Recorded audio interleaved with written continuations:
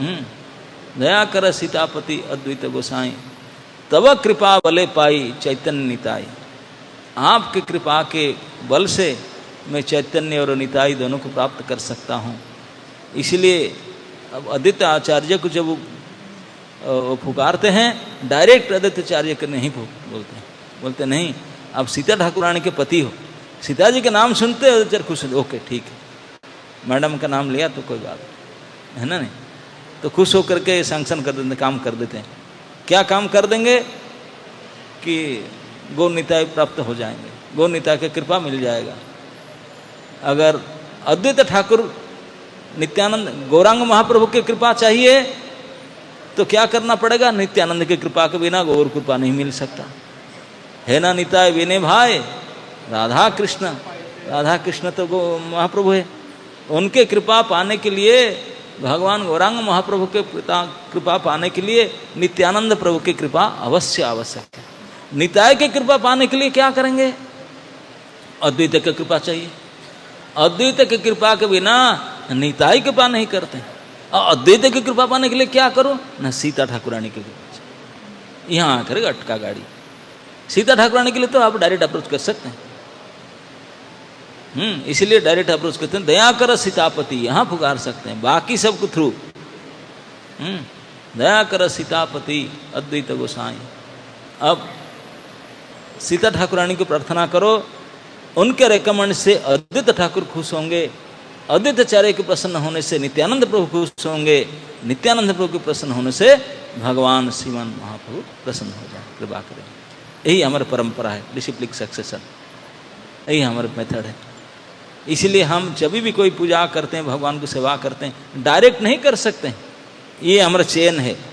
हम अपने गुरुजन के माध्यम से जाएंगे, धीरे धीरे धीरे वो सीधा वहीं पहुंचेगा। उसी प्रकार से जाते हैं। तो इस प्रकार से ये परंपरा है सीता ठाकुरानी। और आज उनके शुभ आविर्भाव तिथि। अब हम तो ना उनको देखे हैं, ना जाने हैं, 500 साल पहले की बात है। और भगवान अद्वैत आचार्य तो साक्षात महाविष्णु थे, और उनके पत्नी वो भी कोई यहाँ के तो है नहीं, वो डाउनलोड होकर आए होंगे वहाँ से, वो भी ईश्वरी हैं, ईश्वर तत्व हैं।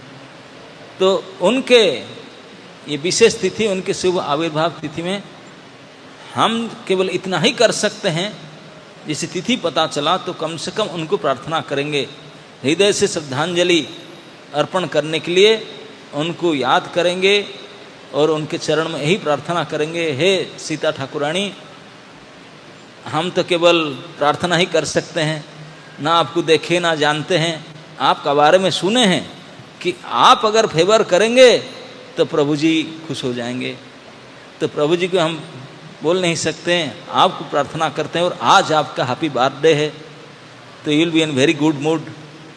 तो सीता ठाकुरानी आज प्रसन्न मुद्रा में होंगे। तो आज के तिथि के बेनिफिट लेने के लिए सीता ठाकुरानी के चरण में हृदय से प्रार्थना कीजिए, हे सीता ठाकुरानी, थोड़ा हमारा रिकमेंड कर दीजिए अद्वैत प्रभु को, और अद्वैत प्रभु खुश हो जाएं तो रिकमेंड कर देंगे नित्यानंद प्रभु को, और नित्यानंद प्रभु रिकमेंड कर देंगे भगवान को, तब हमारा काम हो जाएगा। तो शुड टेक्स दिस अपॉर्चुनिटी। ये आज सीता ठाकुरानी के शुभ आविर्भाव तिथि में ये विशेष तिथि को हम उनके चरण में प्रार्थना करने के लिए उपयोग करना चाहिए।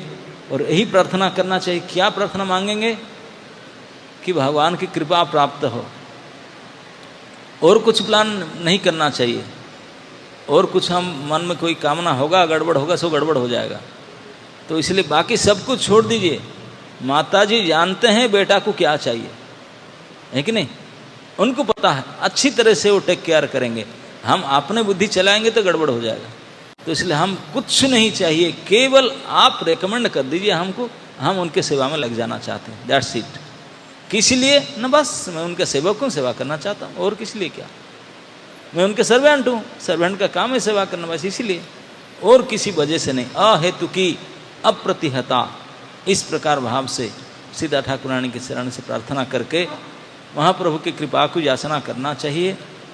और यही आज की तिथि में उनके सीता ठाकुरानी के चरण में हमारा विशेष श्रद्धांजलि।